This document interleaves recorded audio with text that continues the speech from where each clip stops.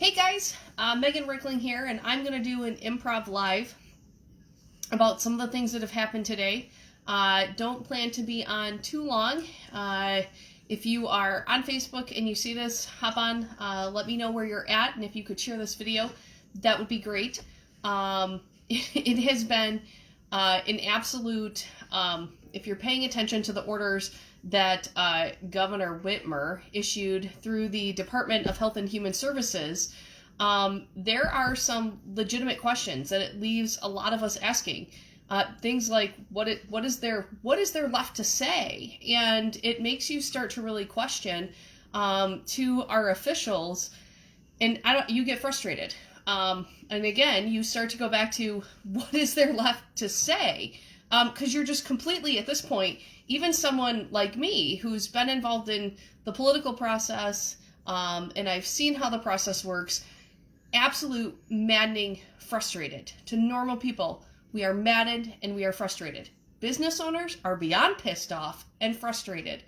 So I just wanted to get on and basically do a quick rant, because the governor, what I want to say is that she has completely lost her mind. But in reality, she completely lost her mind a year ago. But every single time that we see these new orders being issued, it is becoming more clear every time that the governor has absolutely no intent to let Michigan get back to normal. And the orders that she issued today, let's talk about what they did really quick. She increased the stadium capacity for Tiger Stadium. So our baseball stadiums, that's where she's decided to focus her effort, is on letting, the increased capacity at Tiger Stadium go back. So 20%, they can go to 20%, a little over 8,000 people. But don't worry, if you're one of the chosen 8,000 people, and she did this in time for opening day, that get to go sit in Tiger Stadium, you have to sit 6 feet apart from the group next to you, and you still have to wear your mask outside in a baseball stadium, only around your friends and family, or your family that you're going with. So, come on. We are forcing people to sit outside 6 feet apart and wear a mask outside at a baseball game. Glad that our baseball stadium got a 20% capacity. The Tigers will be just fine throughout this pandemic. She also then turned around and mandated testing on our student athletes. So our student athletes that are having no deaths and are attempting to get back to normal, she now mandated that they can't participate in sports from the ages to 13 and 19 in high school unless they had mandated testing starting at the beginning of next month. Let's talk more importantly about what the governor did not do.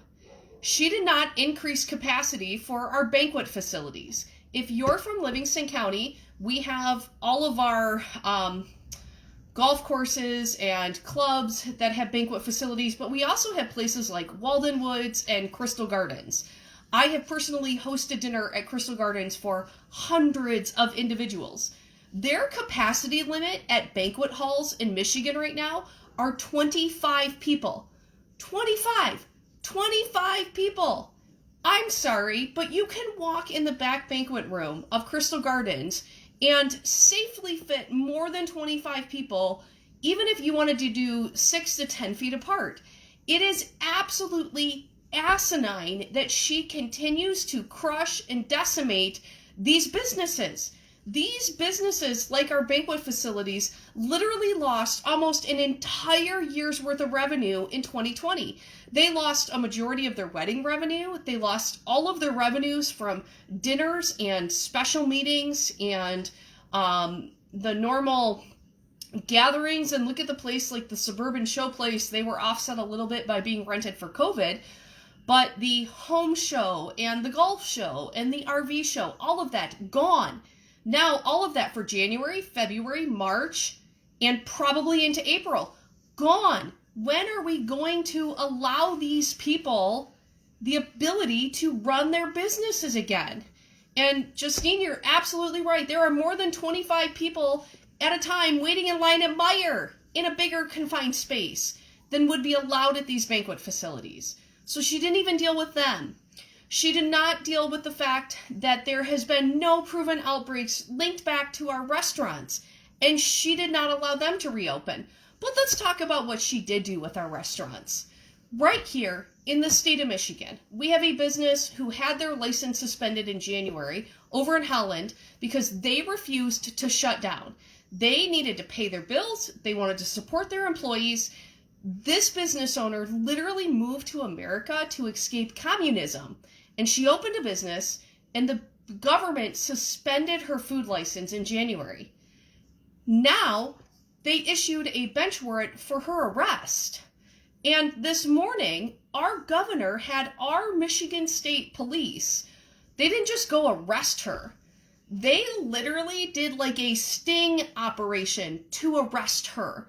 They literally lurked and waited around to find her, to arrest her on a bench warrant, a business owner for operating her business and paying her bills.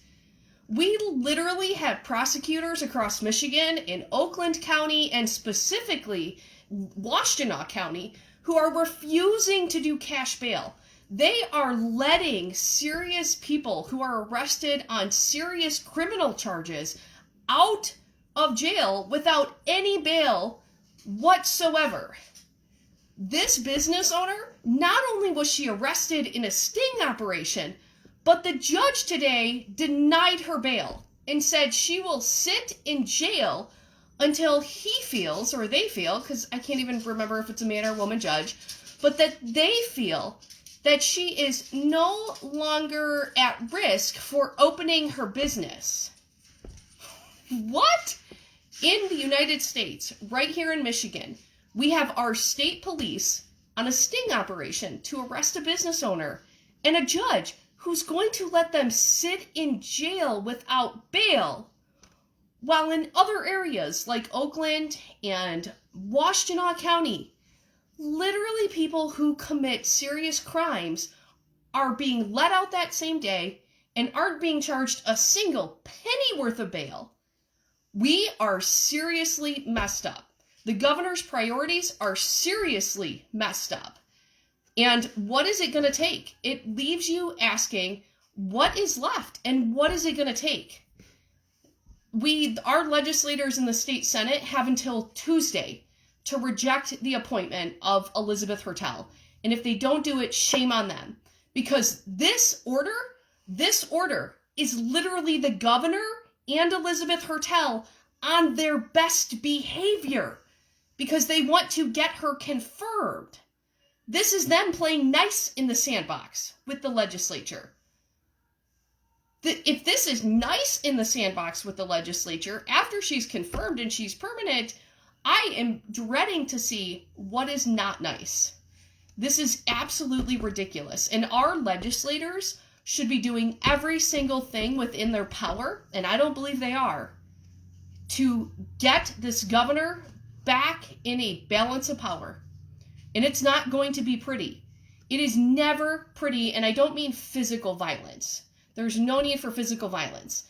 However, it is not going to be political pretty to obtain your authority back once somebody has taken it, like the dictator that our governor is. There is no doubt she is acting like a unilateral dictator, and it is not going to be pretty for the legislature to reinsert themselves in this process, and it is going to take them actively doing it.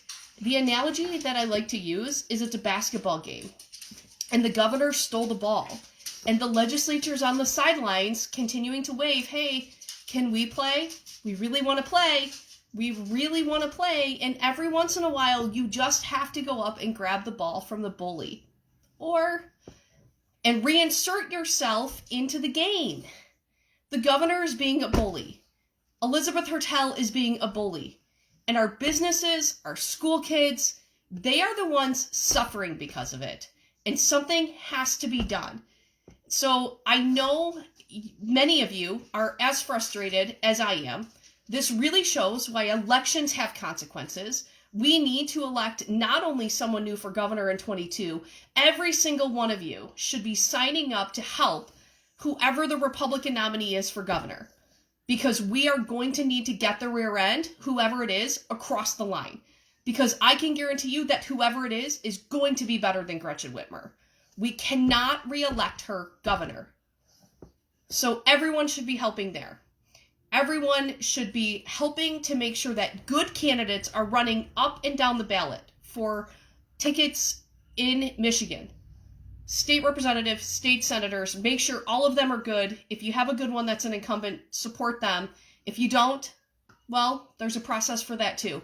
County commissioners, if this has not awoken parents to the importance of our school boards, shame on every parent, because there is so much. Livingston County schools, I will say, have done a very good job, but that is not the case across Michigan. There are multiple schools. This week alone, I want to tell you guys a quick story. There are multiple schools across Michigan. The legislature passed a bill that gave schools extra money if they were in person. I can name you at least 3 school districts that literally what they did to get the money is they brought their kids back in person by sitting them in the gym in a desk 6 feet apart with their iPads, and their teachers zoomed in, or whatever the software is that they decide to use, Google Classroom, from home and taught the kids remotely. So the kids were at school in a gym 6 feet apart, and the teachers were at home on the computer, and the school board's going, our kids are in person, give us the money. What? Come on. That is absolutely ridiculous. Parents should be pissed. Parents are pissed. And we as a society should be mad. Our kids deserve better than that. And a majority of the decisions being made are being made by our local school boards. And I will give a lot of kudos to the districts here in Livingston County. Howell Public Schools has been in person this entire time. Brighton has been in person this entire time, except when the governor mandated that they not be. But that is not the case across Michigan. So kudos to our schools here in Livingston for keeping the kids in person and putting them first. And shame on to the other school boards. So we need people who are willing to step up and run for office. If this has not awoken all of us to the power and authority that our elected officials have, I don't know what will. But today in Michigan, when business owners are being arrested and stuck in jail for days until they kowtow to the governor, we have problems. We've all seen the videos of what is going on in Canada, and our governor is no better. She's out of control, and we need to do everything we can to reinstate the balance of power, and as quickly as possible. If you guys want more information on how to be involved, I have been invited into people's homes lately where they're literally gathering little groups of their friends, either 20 or 30 people, and I am going and I am talking to them and step by step giving them options on how they can get involved. If you are interested, if you are pissed off and you want to take the next steps to get involved, there's 20 to 30 different ways that you can help influence the process. Send me a private message, comment on this video, send me an email, megan@meganreckling.com. I'll drop it in here, and I am more than willing, if you are willing to put the people together, I will make time and I will come talk to you and your family and friends personally on how we can make a change together, because we have to. This is simply unacceptable. So with that, I would love to say, have a great Friday, but it's just simply maddening. My heart breaks for our state and our country and the future of my kids. So have a good, blessed weekend, everyone, and I look forward